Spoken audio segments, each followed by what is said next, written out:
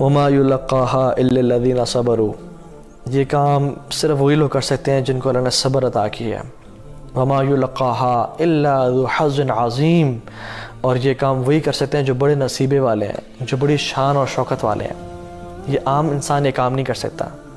استعینوا بالصبر والصلاۃ، اللہ تعالیٰ کہتے ہیں کہ میری مدد حاصل کرو نماز اور صبر کے ذریعے.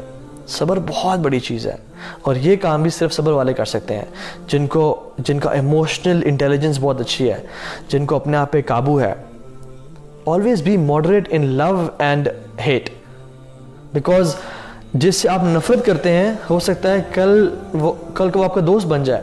so always be moderate in hate. اتنا نفرت اور اتنے all guns blazing مت جائیں ان کی طرف کہ ایسا ہوئی نہ کہ وہ کبھی پیچ اپ ہی نہ ہو سکے، کبھی آپ کی دوستی نہ ہو سکے، اتنا حالات خراب ہو جائیں. so be moderate in hatred and be moderate in love. اتنا محبت اور اتنا سب کچھ کسی کو نہ دوست کو بتا دیں، اپنے سیکرٹس اتنے عام نہ کر دیں کہ کیا ہو کل کو وہ اگر آپ کا دشمن بنے تو وہ آپ کی ساری ویکنس کو جانتا ہو.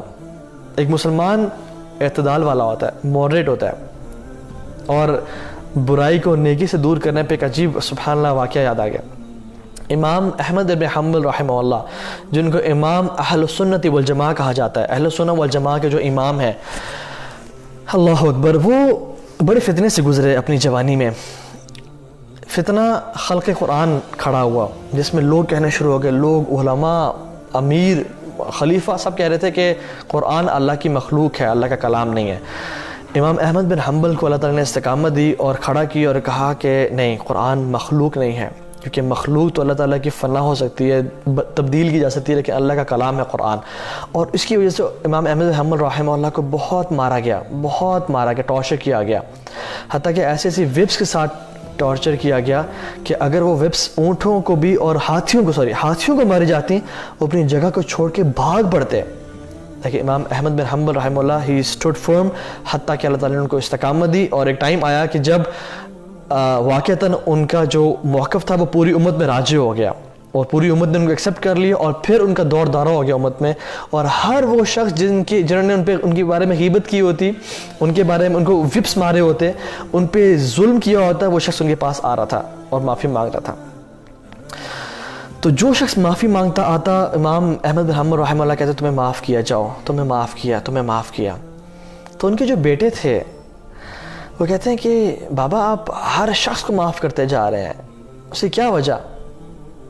تو وہ کہتے ہیں کہ اللہ تعالیٰ قرآن میں کہتے ہیں فَمَنْ عَفَا وَأَصْلَحَ فَأَجْرُهُ عَلَى اللَّهِ، جس نے معاف کیا اور ریکنسائل کیا، آپس میں تعلق جوڑا، فَأَجْرُهُ عَلَى اللَّهِ، تو اس کا اجر اللہ تعالیٰ کے اوپر ہے. تو انہوں نے کہا کہ ٹھیک ہے، مان گئے، جو شخص آپ کے پاس آ رہا ہے ہی از اپولوجیٹک، ہی سنگ سوری، تو آپ تو ان کو معاف کر رہے ہیں. لیکن ان کے بارے میں کیا کہ جنہوں نے آپ کو مارا، آپ پہ ظلم اور زیادتی کی، آپ کو وپس سے مارا، لیکن وہ آپ کے اس دور کے آنے سے پہلے ہی فوت ہو گئے اور آپ سے کبھی معافی نہیں مانگ سکے، ان کے بارے میں کیا خیال ہے آپ کا؟ So he wanted to test his father کہ میرا باپ کیا کرتے ہیں، اور پوچھنا چاہتے ہیں کہ میرے والد صاحب کا کیا موقف ہے اس بارے میں. تو انہوں نے کہا کہ میں نے بیٹے جس نے مجھ پہ آج تک ظلم اور زیادتی کی نا، میں نے اس سب کو معاف کر دیا. تو ہی واز سرپرائزڈ. تو امام احمد بن حنبل رحمہ اللہ نے ان کا سرپرائز دیکھ کے نا، اور ان کے چہرے کے ایکسپریشنز دیکھ کے کہا کہ بیٹا یاد رکھو، کبھی اس شخص میں سے مت بننا کہ جس کی وجہ سے اللہ سبحانہ و تعالیٰ مسلمانوں کو عذاب دیں. کبھی کسی نے آپ پہ ظلم اور زیادتی کی ہو کہ تمہاری وجہ سے تم اس کو معاف نہ کرو اور اللہ تعالیٰ قیامت کے دن اس کو عذاب دیں کہ اس نے تم پہ ظلم اور زیادتی کی تھی اور تم نے اسے معاف نہیں کیا تھا. کبھی ایسے انسان میں سے مت بننا. اللہ اکبر، look at the heart of Imam Ahmad bin Hanbal, huge like sea. اتنا بڑا دل کس کا ہوتا ہے جو ظلم اور زیادتی کرے اس کو بھی معاف کر دو. اور پھر کہا، عجیب بات کی، اور کہا کہ میں نے فمن عفا واصلح فاجر علی اللہ، کہ اس آیت کی تفسیر میں امام حسن البصری رحمہ اللہ کا میں نے قول پڑھا ہے، اور انہوں نے کہا کہ قیامت کے دن جب تمام امتیں، کل امت جاثیہ، جب تمام امتیں اپنے گھٹوں کے بل کھڑی ہوں گی تو اللہ تعالیٰ منادی کریں گے کہ صرف وہی اپنے قدموں پہ کھڑا ہو، الا من اجرہ علی اللہ، جس کا اجر میرے اوپر ہے، ہی whom I owe some reward، جس کی جرت ہے وہ کہے کہ اللہ آپ مجھے اجر دینے والے ہیں. تو حسن البصری رحمہ اللہ کہتے ہیں کہ no one will be able to stand up except those who pardoned and forgive, جنہوں نے معاف کیا اور اصلاح کی. امام احمد ابن حنبل رحمہ اللہ اتنے ظلم اور زیادتی کے بعد بھی لوگوں کو معاف کر رہے ہیں, لوگوں کو بخش رہے ہیں کہ شاید اللہ سبحانہ و تعالیٰ قیامت کے دن مجھے اس چیز کا اجر دے گا. تو ہم کیوں نہیں سبحان اللہ, کیا ہم نہیں چاہتے کہ اللہ تعالیٰ ہمیں معاف کر دے؟ کیا ہم نہیں چاہتے اللہ تعالیٰ ہم سے راضی ہو جائے؟ ابو بکر صدیق رضی اللہ تعالیٰ عنہ کے کزن تھے, ایک رشتہ دار تھے جن کا نام تھا مصطح بن اثاثہ, جن کو وہ منتھلی ویج دیا کرتے تھے. اور جب حضرت عائشہ رضی اللہ تعالیٰ عنہ پہ تہمت لگی جو واقع افک ہے, تو اس پہ وہ شامل ہو گئے اور کچھ الفاظ بول بیٹھے. تو ابو بکر صدیق کو بڑا غصہ ہے کہ جس کو میں کھلا پلا رہا ہوں, جس کو میں منتھلی ویج دے رہا ہوں, وہ بھی اس میں شامل ہو گیا. انہوں نے کہا آج کے بعد تمہارا بند ہے, آج کے بعد میں تمہیں نہیں دیا کروں گا.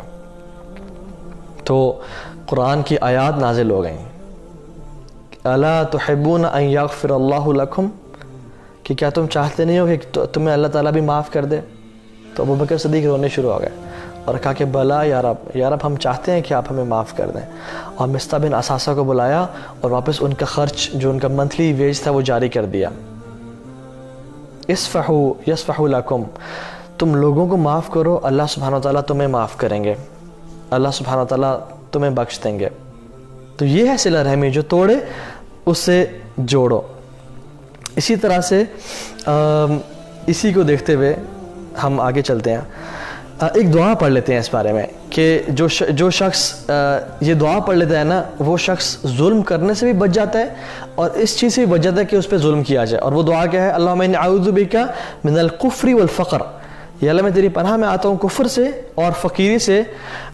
والقلت والذلہ, قلت سے مینز جو میرے پاس بلیسنگ ان کے کم ہونے سے, اور ذلت سے ذلیل ہو جانے سے معاشرے میں. وَأَعُوذُ بِكَ مِنْ أَنْ أُظْلِمَ أَوْ أَظْلَمَ, اور میں آپ کی اس سے بھی پناہ مانگتا ہوں کہ میں کسی پہ ظلم کروں یا کوئی مجھ پہ ظلم کرے. So اللہم انی اعوذ بک من الکفر والفقر والقلت والذلہ واعوذ بک من ان اظلم او اظلم, اور میں تیری پناہ میں آتا ہوں کہ میں کسی پہ ظلم کروں یا کوئی مجھ پہ ظلم کرے.